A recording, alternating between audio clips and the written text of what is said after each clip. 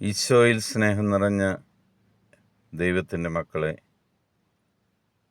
പുതിയൊരു ദിവസം കൂടി നമുക്ക് തന്നതിനെ ഓർത്ത് കർത്താവിനോട് കൂടെയായിരിക്കുവാൻ ദൈവം നമ്മളെ പേര് ചൊല്ലി വിളിച്ചതിനെ ഓർത്ത് ദൈവത്തിന് നമുക്ക് നന്ദി പറയാം. ഇന്ന് നമ്മൾ ശ്രവിക്കുന്ന തിരുവചന ഭാഗം 118 സങ്കീർത്തനം 8 തിരുവചനം. മനുഷ്യനിൽ ആശ്രയിക്കുന്നതിനേക്കാൾ കർത്താവിൽ അഭയം തേടുന്നത് നല്ലത്. നമ്മളെല്ലാവരും സാധാ മനുഷ്യരാണ്. നമുക്ക് ഏത് ബുദ്ധിമുട്ടുകളും ഏത് പ്രയാസങ്ങളും ഏത് സഹനങ്ങൾ വരുമ്പോഴും ഒരു ആവശ്യം വരുമ്പോൾ നമ്മൾ നമുക്ക് ചുറ്റുമുള്ളവരിലേക്കാണ് ശ്രദ്ധിക്കുന്നത്. അവരെന്നെ സഹായിക്കുമോ?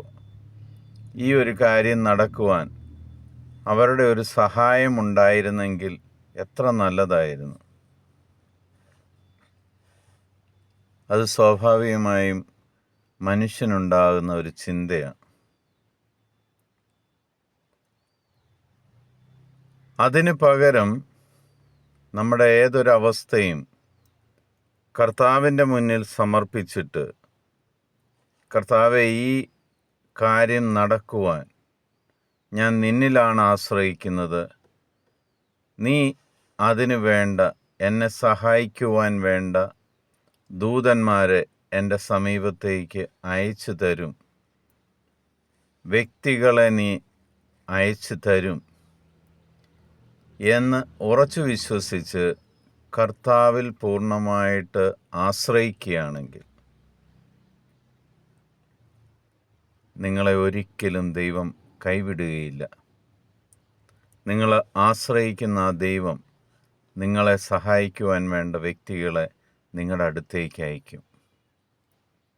ഉറച്ച വിശ്വാസത്തോടെ നമ്മുടെ ജീവിതത്തിലെ ഏത് പ്രതിസന്ധി ഘട്ടങ്ങളിലും കർത്താവിനോട് സഹായം ചോദിക്കുന്ന ദൈവമക്കളായി നമുക്ക് മാറാം. ദൈവമാണ് നമ്മളെ സഹായിക്കാൻ ആ വ്യക്തികളെ അയക്കുന്നതെങ്കിൽ അത് പൂർണ്ണ വിജയമായി മാറും, ദൈവാനുഗ്രഹമായി മാറും. ഇന്നത്തെ ദിവസം നിങ്ങളുടെ ജീവിതത്തിൽ ഒരനുഗ്രഹമായി ഒരത്ഭുതം നടക്കട്ടെ എന്ന് പ്രാർത്ഥിക്കുന്നു. നിങ്ങൾക്കെന്ത് സഹായമാണേലും കർത്താവിൻ്റെ ദൂതന്മാർ വഴി അത് ലഭിക്കട്ടെ എന്ന്, കർത്താവിൻ്റെ സമാധാനം നിങ്ങളുടെ കൂടെ ഉണ്ടായിരിക്കട്ടെ എന്നും ഹൃദയത്തോടെ ദൈവത്തോട് പ്രാർത്ഥിക്കുന്നു. നിങ്ങൾക്കെല്ലാവർക്കും ഈശോയുടെ സമാധാനം ഉണ്ടാകട്ടെ. ഈശോ മിശിഹായ്ക്ക് സ്തുതിയായിരിക്കട്ടെ.